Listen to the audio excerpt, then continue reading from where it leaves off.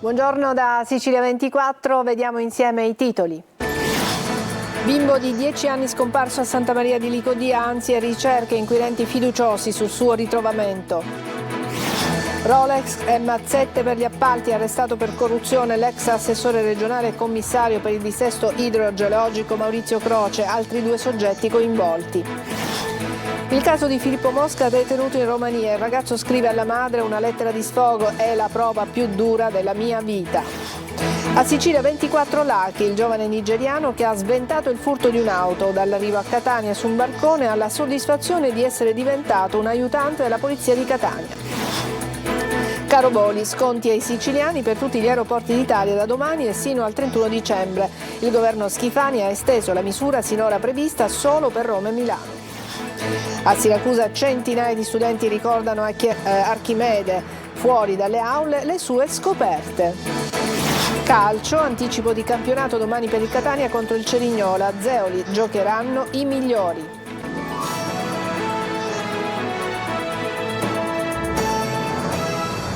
Bentrovati, sono ore di apprensione per Mohamed, il bambino tunisino di 10 anni scomparso nella notte tra il 12 e il 13 marzo da un'abitazione di via Vittorio Emanuele a Santa Maria di Licodia. Ricerche incessanti, ma nelle ultime ore trapela ottimismo. Per le ultime sentiamo il servizio di Tonino De Mana. Finestre serrate, bocche cucite, ma cauto ottimismo sulle sorti di Mohamed Hussein Khalifa, il bambino tunisino di 10 anni scomparso nella notte tra il 12 e il 13 marzo da un'abitazione di via Vittorio Emanuele 124 a Santa Maria di Licodia.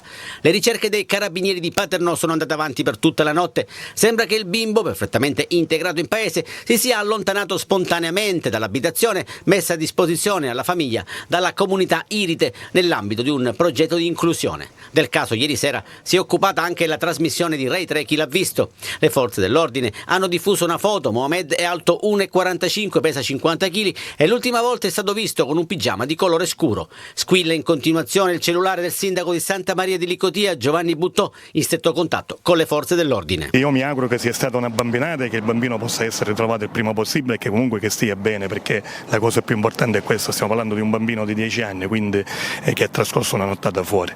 Quindi io mi auguro che il bambino stia bene. Sono fiducioso perché comunque mi sono sentito con l'arma dei carabinieri e quindi stanno seguendo una pista e loro sono molto fiduciosi, quindi io confido nel lavoro dei carabinieri, confido nel lavoro delle forze dell'ordine, quindi mi auguro che il tutto si possa risolvere soltanto con questa grande paura che abbiamo avuto tutta la comunità licodiese. Non si parla d'altro in paese che adesso attende solo il lieto epilogo della vicenda. Inchiesta sugli appalti, 3 arresti a Messina, ai domiciliari il consigliere comunale Maurizio Croce, candidato sindaco alle ultime amministrative e già assessore regionale responsabile commissione dissesto idrogeologico. Sentiamo Francesco Triolo. Rolex, lavori edili gratis e mazzette, un sistema di corruzione che ruotava attorno ai cantieri contro il dissesto idrogeologico nel Messinese, che oggi ha portato a 3 misure cautelari eseguite dai finanzieri del comando provinciale di Messina, 2 agli arresti domiciliari ed una interdittiva della capacità di contrarre con la pubblica amministrazione. L'inchiesta riqualificazione ambientale, risanamento igienico dell'Alvo del Torrento e Catarati Bisconte ha scoperchiato una serie di fatti corruttivi concernenti l'aggiudicazione e l'esecuzione di appalti promossi dal commissario di governo contro il dissesto idrogeologico per la regione Sicilia Maurizio Croce, finito ai domiciliari insieme con una persona di fiducia, Francesco Carmelo Vazzana, svelata l'esistenza di un rapporto privilegiato consolidatosi nel tempo tra Croce, il rappresentante legale dell'impresa esecutrice dei lavori Giuseppe Capizzi, sindaco di Maletto in provincia di Catania, quest'ultimo per ottenere una più favorevole e celere gestione delle fasi esecutive dell'appalto, ovvero per garantirsi future commesse pubbliche in accordo con il vertice della struttura commissariale, ha erogato utilità varie ai funzionari incaricati di sovrintendere all'opera e segnatamente sia al direttore dei lavori sia al funzionario incaricato di validare i lavori svolti, utilità che consistevano nell'effettuazione di lavori edili presso abitazioni private risultate nella disponibilità dei medesimi funzionari pubblici per importi complessivi quantificati in circa 80.000 euro, nel pagamento di tasse universitarie per un corso di laurea di un funzionario della struttura commissariale per oltre 7.000 euro. Maurizio Croce, candidato candidato per il centrodestra al sindaco di Messina nel 2022 e attualmente consigliere comunale a Palazzo Zanca, avrebbe ricevuto dall'imprenditore benefici economici sotto forma di finanziamenti illeciti della campagna elettorale per oltre 60.000 euro, con artifici finanziari e fatturazioni per operazioni inesistenti per scongiurare il rischio della ricostruzione della provenienza dei finanziamenti. Ancora documentato come il rappresentante di fatto della società affidataria dell'appalto avesse acquistato un orologio Rolex Daytona del valore di oltre 20.000 euro in favore della persona che intermediava le erogazioni illecite a favore della campagna elettorale di Croce e ha effettuato, sempre a beneficio di quest'ultimo, lavori di ristrutturazione presso un noto negozio di abbigliamento di Messina per un valore di oltre 30.000 euro. Torniamo a parlarvi del caso di Filippo Mosca, il ragazzo detenuto in Romania, ha scritto alla madre Ornella in attesa dell'esito del processo di secondo grado. Questa è la prova più dura della mia vita, ha detto, ho perso tutto. Luca Ciliberti. Ti scrivo questa lettera mentre aspetto di andare a processo. Tu sei il motore che sta portando al cambiamento di un carcere dall'altra parte del mondo, dove l'ingiustizia e gli abusi hanno sempre regnato, dove la speranza non esiste e le persone sono trattate come animali. Queste sono le parole che Filippo Mosca, il giovane nisseno che da oltre 10 mesi è rinchiuso in un carcere della Romania, scrive alla madre Ornella, che dall'inizio della sua reclusione si batte per avere giustizia per il figlio. Sei riuscita a far piegare un paese ed i cambiamenti che sono riusciti a vedere hanno stupito tutti. Non era mai successo nella storia di questo carcere, sottolinea il ragazzo, che poi si lascia andare anche ad uno sfogo. Questa è la prova più dura che io abbia mai dovuto affrontare ed è stato un brutto colpo accettare di aver perso tutto per questa cazzata. Tutti i nostri bei progetti che finalmente mi sembrava di poter realizzare buttati nel cesso, e la cosa che mi ha fatto più male è quella di avervi lasciato sole. Filippo sta scontando in Romania una condanna in primo grado a 8 anni e 6 mesi per traffico internazionale di sostanze stupefacenti, accuse che il ragazzo e i familiari hanno sempre respinto, dicendo di essere rimasti vittima di circostanze poco chiare. Da pochi giorni è cominciato il processo di secondo grado. Ho avuto momenti di debolezza, chiude la lettera, di disperazione, e forse capiterà ancora, ma ultimamente mi sento più forte, sto cercando di riacquistare il controllo e rientrare nei binari, perché la disperazione non porta a nulla, ci vuole sempre lucidità. Non so se prima o poi lottando riusciremo ad avere insieme giustizia o se sarà solo uno schiaffo della vita da accettare in silenzio. Dall'arrivo a Catania su un barcone nel 2018 alla soddisfazione di essere diventato un aiutante della polizia di Catania. Vi presentiamo Laki, un giovane nigeriano che ha sventato un furto. Al tunisino, che è finito in carcere grazie a lui, dice trova un lavoro e stringiamoci forte per una vita bellissima. Roberta Lunghi. Quella di Laki, 24 anni, nigeriano, giunto su un barcone in Italia nel 2018, è la storia di un giovane uomo che, a dispetto dell'indifferenza imperante, non si è girato dall'altra parte. Mentre correva all'ufficio passaporti della questura di Catania, ha notato un'auto parcheggiata sul viale Africa con un deflettore spaccato e dentro qualcuno che frugava sotto i sedili. Per lui un fatto inequivocabile. Che ho detto questa è tua macchina, lui ha detto no, vai via. Io già sapevo, visto il vetro spaccato, io già sapevo questo sta rubando qualcosa dentro. Io ho tenuto lui voleva scappare, io ho tenuto i vestiti. Tempo sta passando 2 polizia, lui ha detto questo sta rubando bossolino. Gli agenti sono arrivati subito, bloccando la colluttazione tra Laki e il ladro, con un finale ovvio: le manette al giovane tunisino, che si è scoperto essere vittima del crack e con una vita fatta di espedienti e piccoli furti. Ha dimostrato che chiunque può farsi e scoprirsi difensore della legalità, a prescindere che indossi una divisa, a prescindere dal colore della pelle e dal colore della bandiera. Laki è felice per aver evitato un ulteriore danno al proprietario dell'auto e per l'opportunità che gli diamo di lanciare un appello al tunisino fermato e a chi delinque. Che tu devi cercare lavoro, perché non è difficile. Io ho fatto tanti lavori, io ho fatto lavapiatti, ho fatto campagna, togliere pepericino. Per favore, stiamo vicini, senza rubare più, perché se noi vicini siamo fortissimi a fare vita andare bellissimo. Per questo ragazzo con la legalità nel cuore, ex aiuto cuoco, un titolo di scuola media preso a Catania, l'orgoglio di sostenere gli studi delle sorelle in Nigeria e un lavoro in una ditta di disinfestazione, il presente a Catania è bellissimo. Resti a Catania, vuoi rimanere?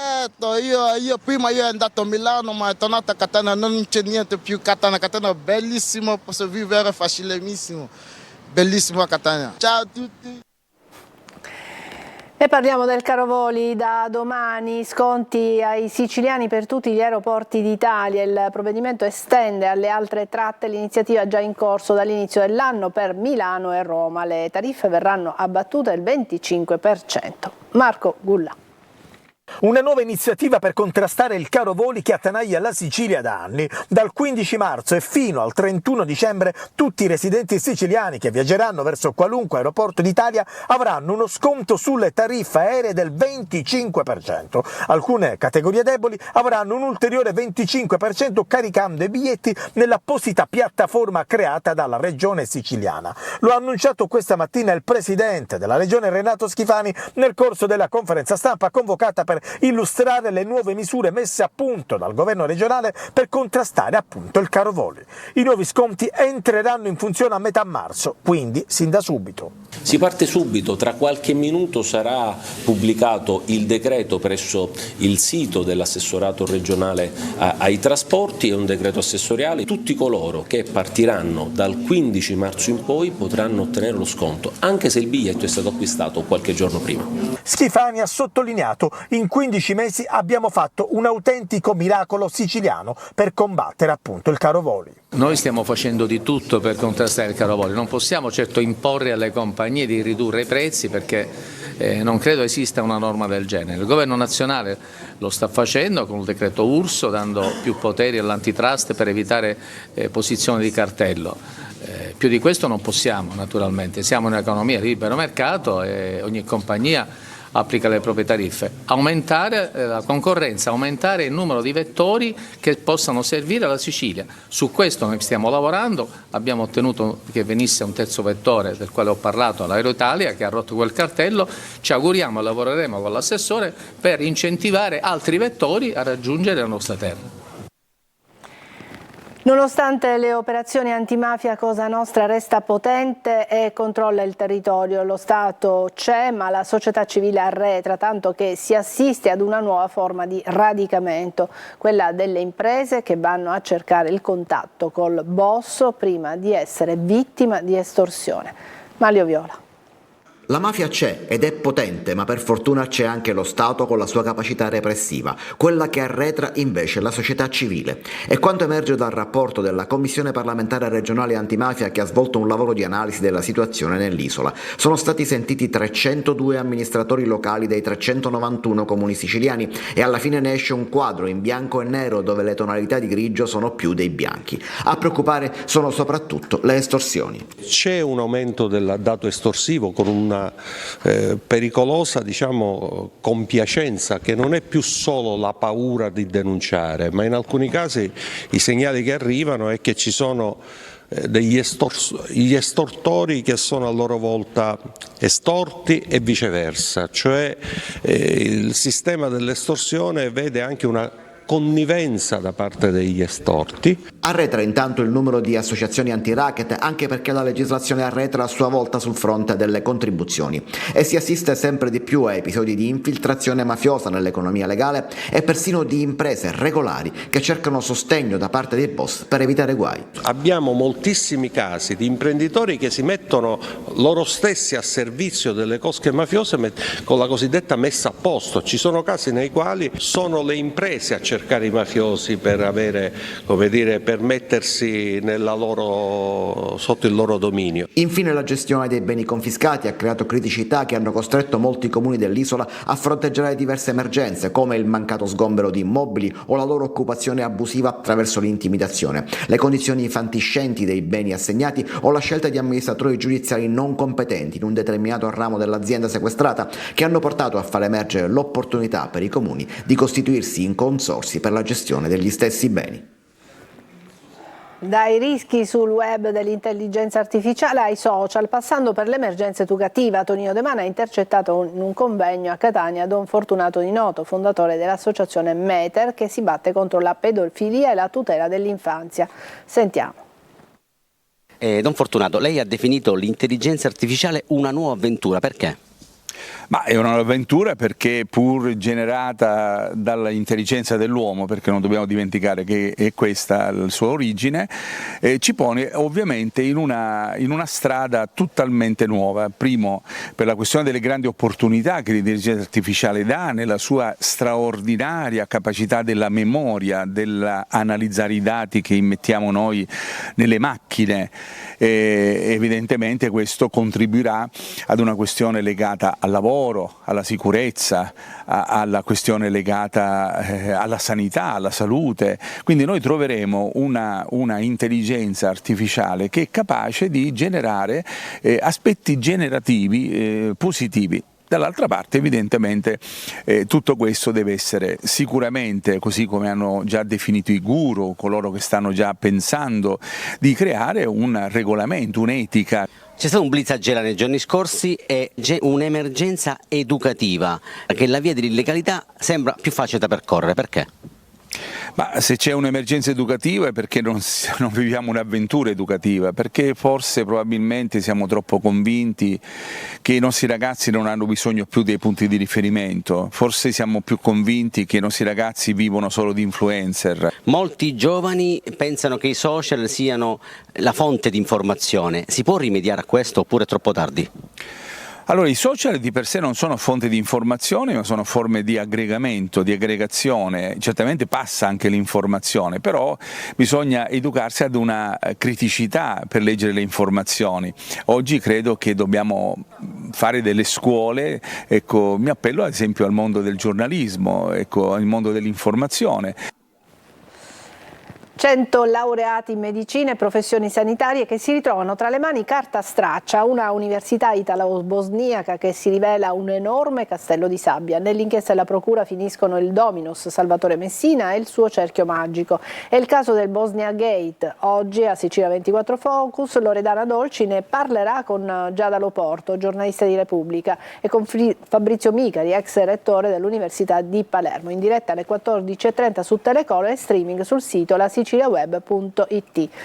E adesso facciamo una pausa, poi andremo a Siracusa per parlarvi di Archimede e poi ancora anche ad Agrigento. State con noi.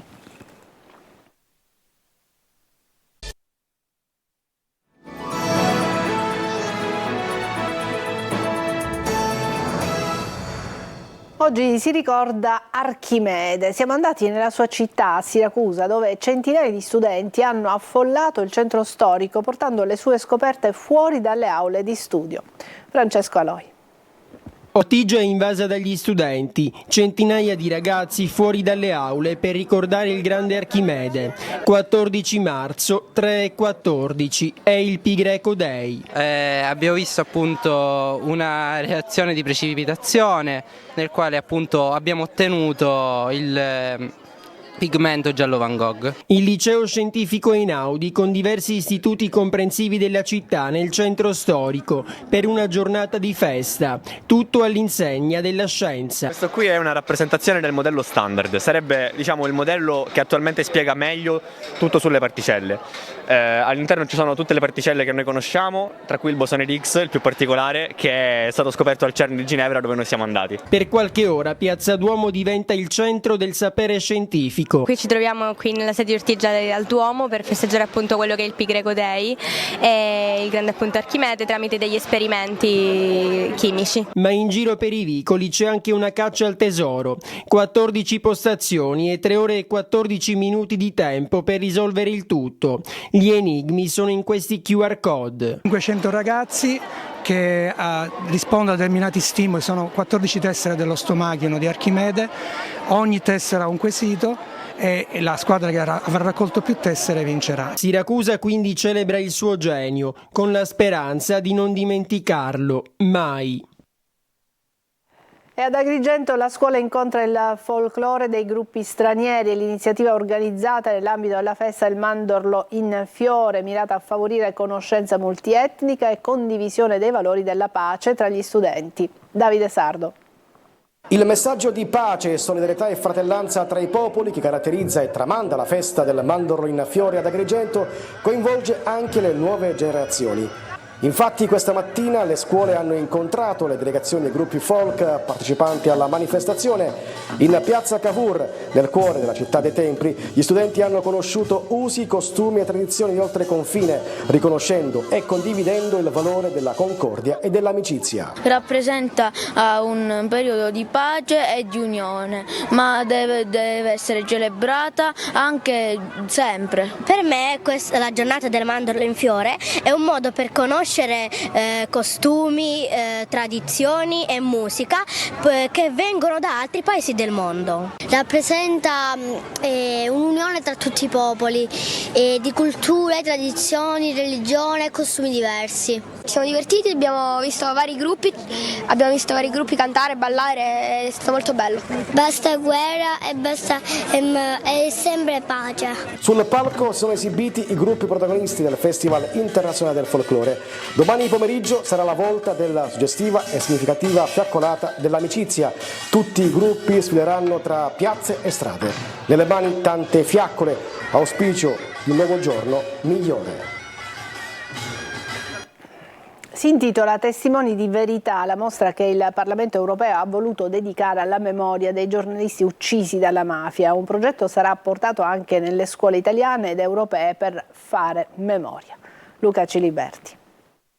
La storia dei giornalisti uccisi dalla mafia arriva al Parlamento europeo attraverso le immagini e le storie di Pippo Fava, Peppino Impastato, Mario Francese, Beppe Alfano e tanti altri che hanno pagato con la loro vita il prezzo per voler raccontare solo la verità. La mostra si intitola Testimoni di verità, curata dal giornalista e consigliere dell'Ordine dei giornalisti di Sicilia Franco Nicastro e presentata a Strasburgo insieme al presidente Roberto Guelli e al vicepresidente Salvatore Licastri per onorare i professionisti dell'informazione siciliana costretti negli anni ad operare in condizioni proibitive tra le pressioni della corruzione e della criminalità organizzata che non accetta intromissioni scomode tra gli affari illeciti. Noi portiamo le ferite, ma soprattutto portiamo la memoria, raccontiamo chi ha perso la vita, 8 uccisi dalla mafia, colleghi siciliani, una collega siciliana, Cutuli, uccisa inviata di guerra in Afghanistan. Portiamo sì le ferite, ma portiamo anche la storia di questi colleghi che dimostrano come fare il giornalista, semplicemente fare il giornalista, si può morire perché spesso si è soli, perché spesso si portano avanti le idee e si portano avanti che cosa? Le notizie che noi dobbiamo dare, magari facendo una doppia conferma, cercando di trovare le fonti e cercando di fare un giornalismo con la schiena dritta. Il presidente del Parlamento europeo, Roberta Metsola, in occasione di questa iniziativa e nei giorni in cui si dibatte sulla legge bavaglio alla stampa, ha ricordato Giovanni Falcone e Paolo Borsellino parlando di loro come giudici che hanno fatto tremare i corrotti, i disonesti e i mediocri, perché la loro eredità è il ricordo di chi non si piega. E adesso una breve pausa, poi parleremo di calcio, vedremo un po' le ultime novità e la conferenza stampa di Zeoli e del Catania. A tra poco.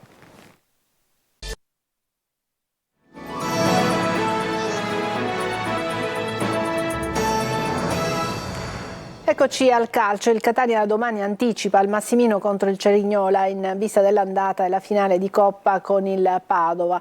Zeoli ha presentato poco fa la sfida in conferenza stampa, sentiamo Marco Carli.